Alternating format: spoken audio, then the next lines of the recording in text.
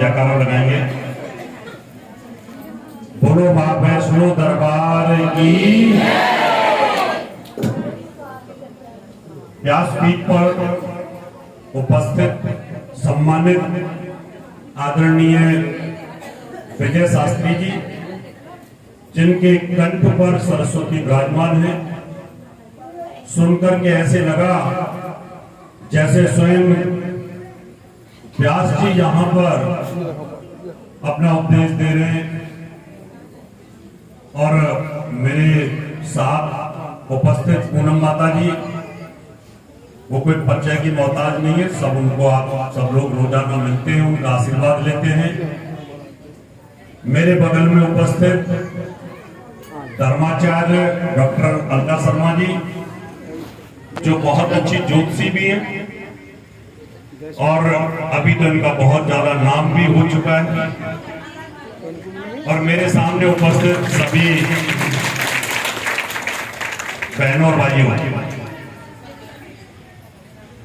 जब हम कोई भी कथा श्रवण करते हैं तो हमारे दिमाग में एक विचार आता है, ध्यान से सुनना मेरी बात को, कि कहीं जाकर के फिर किचन में भूल जाओगे,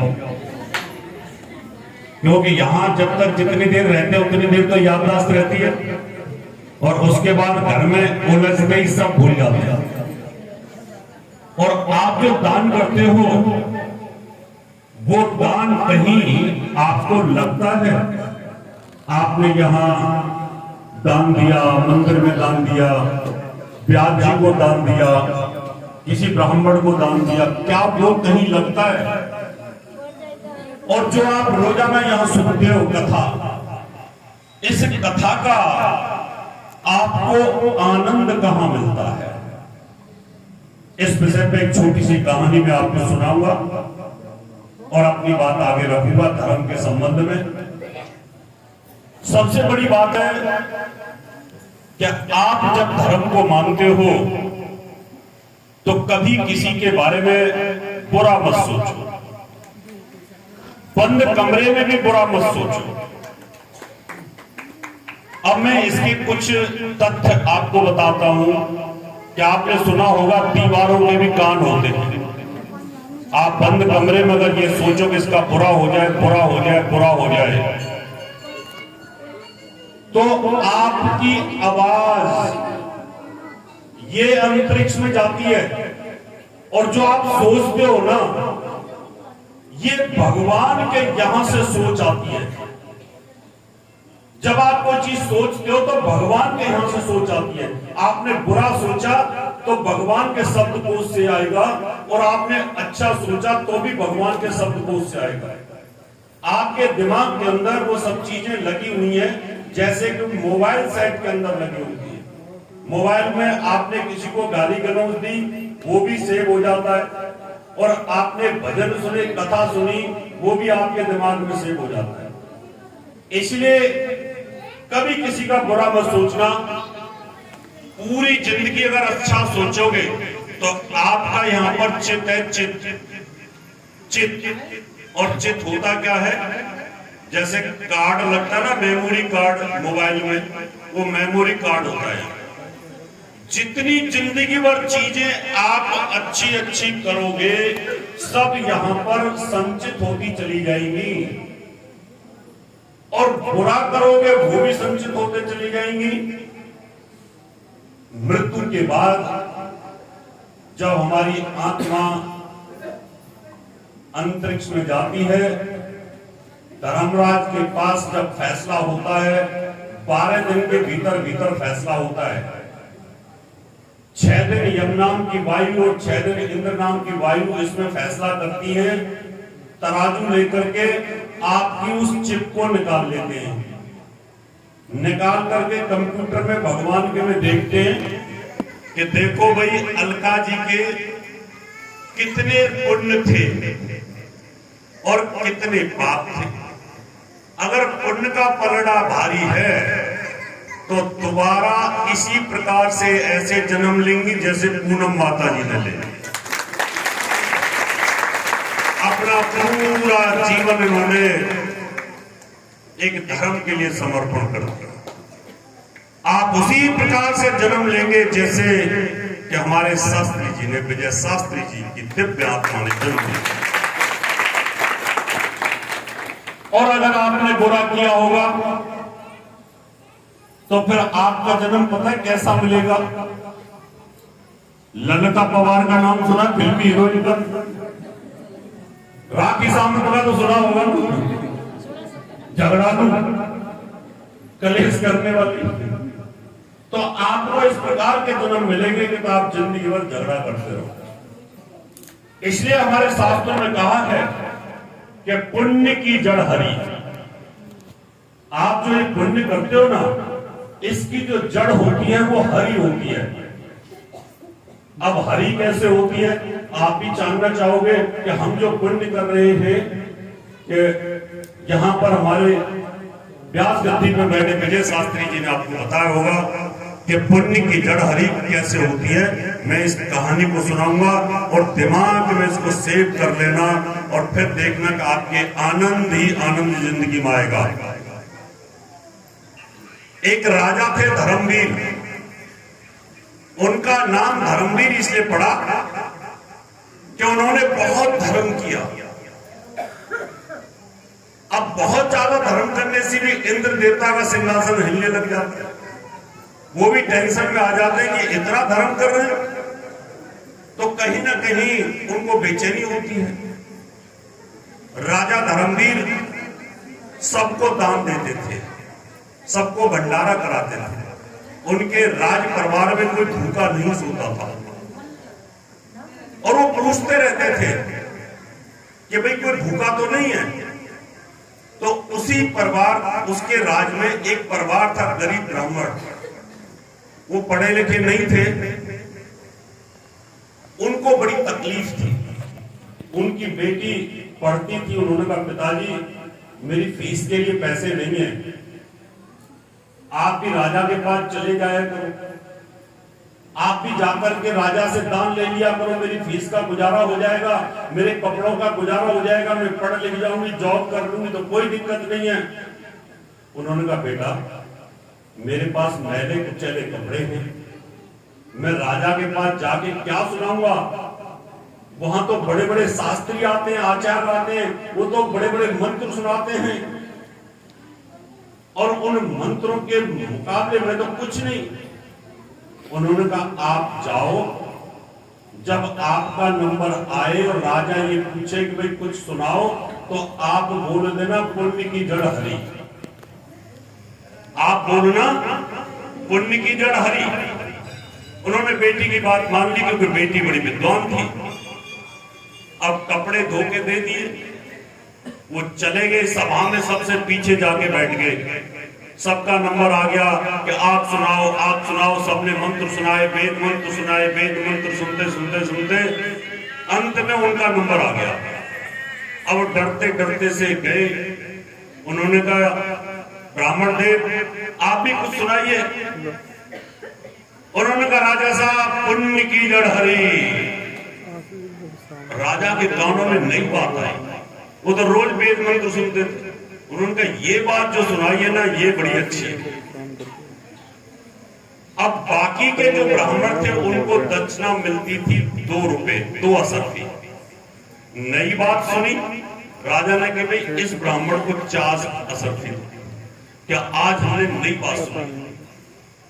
अब तो रोजाना वो यही बात कहते कि पुण्य की जड़ हरि, उसको 4 असरफी मिलती। अनपढ़ ब्राह्मण, पढ़े लिखे आचार्यों को 2 असरफी मिलती। अब जो आचार्य थे ना उनमें ना राजनीति शुरू हो गई। उन्होंने कहा राजा साहब ये क्या तरीका है आपका? हम पढ़े लिखे विद्वान गुरुकुल से पढ़ के आए, आप हमें 2 असरफी देते हो। ये अनपढ़ ब्राह्मण है, आप इसको 4 असरफी देते हो। एक दिन आप इससे पूछ के देखो पुण्य की जड़ हरि कैसे होती है। ये तो रोज कहकर के आपसे 4 असरफी लेके जाता है। उसने कहा ठीक है हम कल पूछेंगे। बेटी उनकी दिव्य जानी थी। बेटी को बैठे बैठे पता था कि राजा कब क्या पूछेगा। एक दिन राजा ने पूछ लिया ब्राह्मणों को कहने से भाई पंडित जी ये बताओ कि पुण्य की जड़ हरि कैसे होती है। अब तो डर गया। क्योंकि उनको तो पता ही नहीं था पुण्य की लड़ाई कैसे होती है। बेटी ने कह दिया था जिस दिन पूछे उन्होंने बोलना अगले दिन बताऊंगा। अब जैसे उन्होंने कहा कि भाई बताओ, उन्होंने कहा राजा साहब कल बताओ। अब तो और टेंशन हो गई शास्त्रियों की, इसको पता नहीं है। दूसरे दिन फिर बुलाया, दूसरे दिन भी बेटी के कहने से बोल दिया कल बताऊंगा। ऐसे कल बताते बताते एक हफ्ता निकाल दिया, लेकिन बताया नहीं। अब राजा का क्रोध बढ़ने लगा। उधर भड़काने वाले जो थे ना, केकई जैसे कुछ लोग, कुछ शकुनी जैसे लोग, कुछ मंत्रा जैसे लोग, उन्होंने राजा के कान भरने शुरू कर दिए कि इनको बोलो या तो बता दो, नहीं तो फांसी पे चढ़ा दो। ब्राह्मण को फांसी पे चढ़ाना, ये तो बड़ा अनर्थ है। उन्होंने कहा देखो कल बता देना, नहीं तो सारी असर की वापस लूंगा और फांसी पे लगा देना। अब तो टेंशन में आ गई, जाकर के चारपाई पर लेट के बेटी पढ़ के आई। वो तो समझ गई कि आज राजा ने यही कहा होगा कि फांसी पे लगा दो। उन्होंने कहा पिताजी क्या हुआ, पिताजी क्या हुआ? कहता बेटी कल फांसी पे चढ़ जाऊंगा। कहता चिंता मत करो, आज जब राजा पूछेंगे तो आप बताना कि पुण्य की लड़ाई कैसे होती है। अब वहां दूसरे दिन दरबार लगा। दरबार में उन्होंने पूछा कि पुण्य की लड़ाई कैसे होती है। बेटी ने कहा कि राजा को बोलना किले का पहला गेट तोड़वाओ, दीवार तोड़वाओ, और इस दीवार के अंदर एक सफेद घोड़ा निकलेगा और उस घोड़े पर बैठ करके जाइएगा। अब साहब दरबार लगा।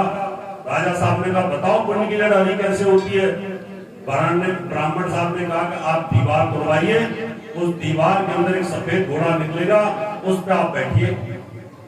अब काना खुशी हो गई, कहते राजा को मरवाना चाहते हैं, किले की दीवार ही टूट जाएगी तो किला सुरक्षित नहीं। लेकिन राजा धर्मवीर थे, धैर्यवान थे। उन्होंने कहा कोई तो ऐसा है जो व्यक्ति इसको समझा रहा है। किले की दीवार फटाफट तोड़वाई, सफेद घोड़ा उसमें से निकला हिनहिनाता हुआ।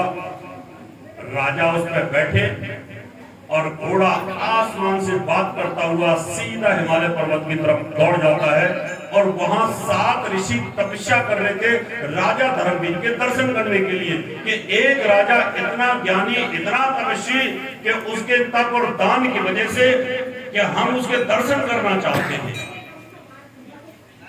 वो 7 ऋषि हाथ जोड़ के खड़े हुए। उन्होंने कहा आइए राजा धर्मवीर, हम तो स्वागत करने के लिए थे और हम आपको जीवित स्वर्ग लेकर के जाना चाहते हैं और आपको स्वर्ग का नजारा दिखाएंगे। उन घोड़ों पर बैठे वो घोड़े सीधे स्वर्ग को चले जाते हैं। 7 ऋषि दिखाते हैं कि देखिए ये सोने का कमरा, ये आपका गर्म पानी का तालाब, ये आपके ठंडे पानी का तालाब, ये आपके मनोरंजन के साधन है। मरने के बाद आप सीधे यहां पर आओगे। राजा गदगद हो गए। उन्होंने कहा मेरे पुण्य का प्रताप, मेरे दान का प्रताप, मेरे अच्छे करने का प्रताप इतना अच्छा है। वापस आ गए, बड़े खुश हुए। पूरी रात नींद नहीं आई राजा धर्मवीर को। मेरी मृत्यु के बाद मेरा स्वर्ग में ऐसी ऐसी चीजें बनेंगी। दरबार लगा तो जो दरबारी थे उनको बेचैनी हो रही थी कि राजा पता नहीं आएगा कि नहीं आएगा, कहां गया, क्या बोल दिया उस ब्राह्मण ने। दूसरे दिन दरबार लगा, राजा बड़े प्रसन्न थे और ऐसे ही प्रसन्न थे जैसे विजय शास्त्री जी प्रसन्न है।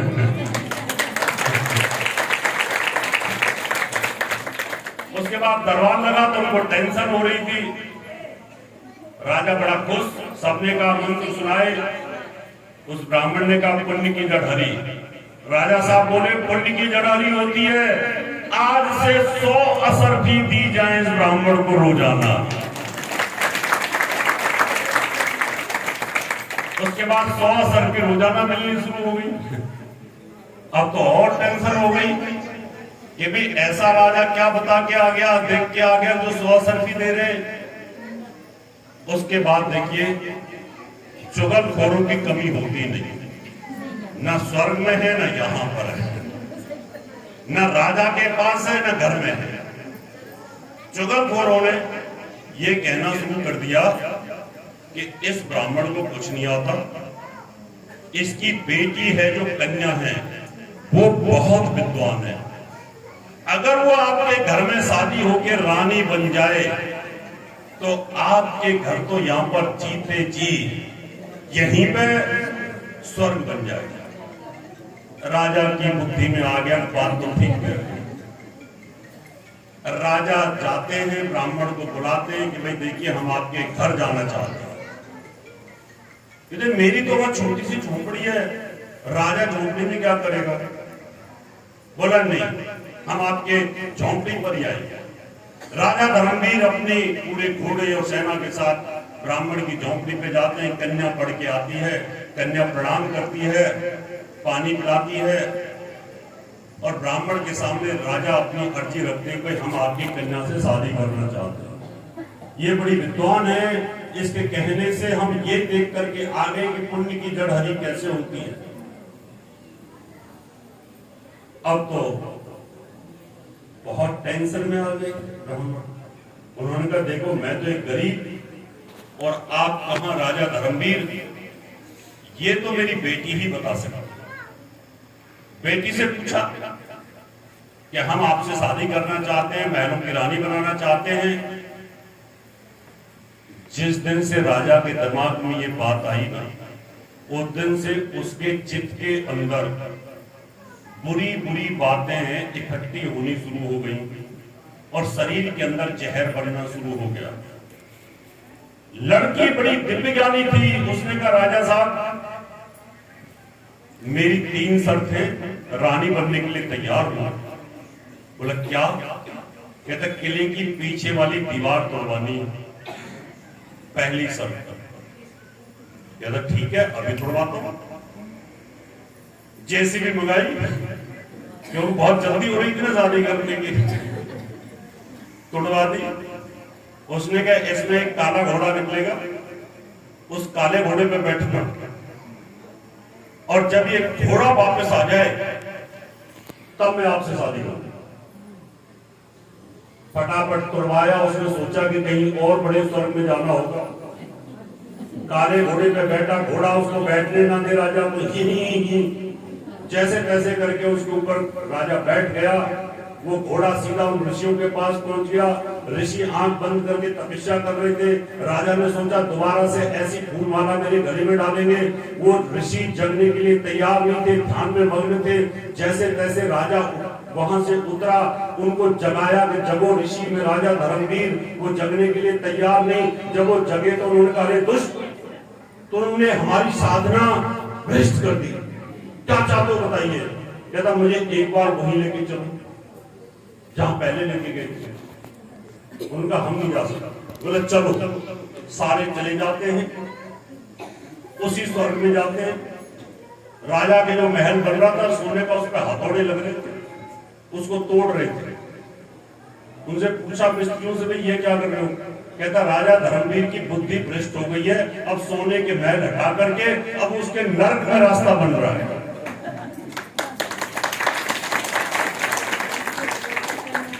फिर उन्होंने तालाब दिखाया। कहता ये तालाब है, यहां सुअरों के साथ राजा धर्मवीर रहेंगे।